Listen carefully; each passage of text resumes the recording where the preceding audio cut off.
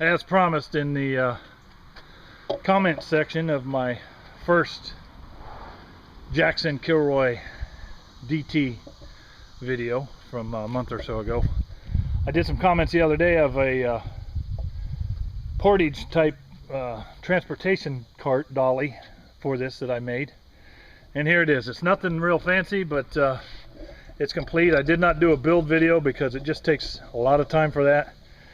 Yeah, that I don't have. I got too many projects going. So anyway, here it is.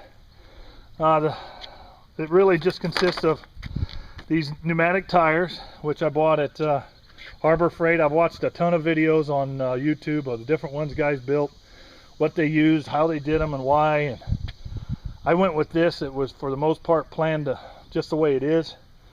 And the purpose of these 4 vertical uprights is to spread the load. This kayak weighs 105 pounds empty. If I throw, you know, a bag of decoys and a gun and a blind bag and a bunch of other crap in there, I'm pushing 200 pounds of kayak.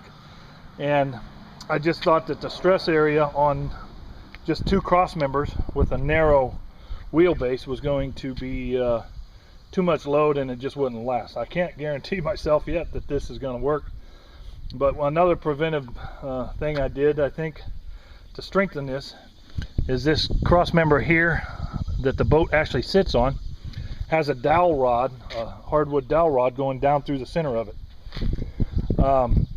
It wasn't a real snug fit until I started building this, and when I put these T's together, this is all glued up.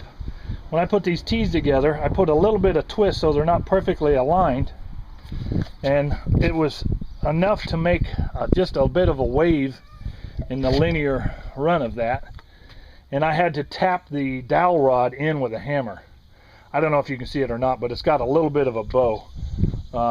But that's just to add some strength, and if it gets to that point where it's overloading, it wouldn't hit that breaking point, because that dowel rod on the inside would take some of that load away, or at least disperse it a little bit.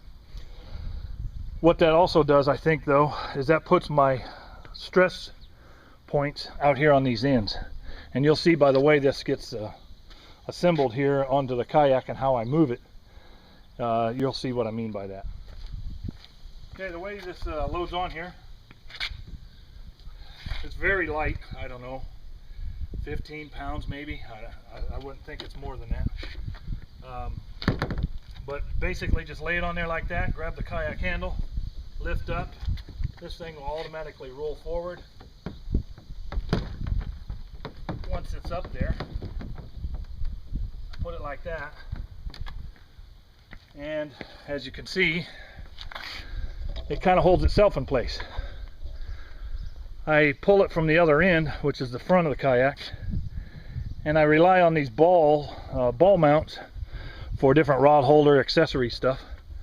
I rely on those to kind of keep it from, if it gets to bouncing, wanting to jump backwards. As long as there's weight on the cross member down there, the cantilever action of that should put pressure on both the top and bottom cross piece, and that makes it stay in place for the most part. It will move around, but that's probably a good thing, because that lessens the impact if I were to get on some hard, rough terrain. So that's my new addition to that. It's more for my portage efforts when I take this kayak to places where you got to park a ways off the beaten path, or away from the boat ramp, or away from the shoreline, and need to launch. I can put my stuff in here, carry this thing to where I need to get it, let it down the bank. When I take it off of this cart, I can simply throw the cart in the front.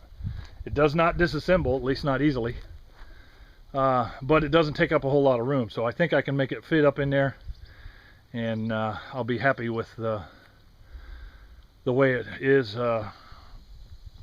If I'm by myself, it's a 108-pound kayak with the seats in it, and that's just going to be too much for one person to try and carry, and dragging it just does things to the bottom that you don't really like. So there we have it. There's my cart.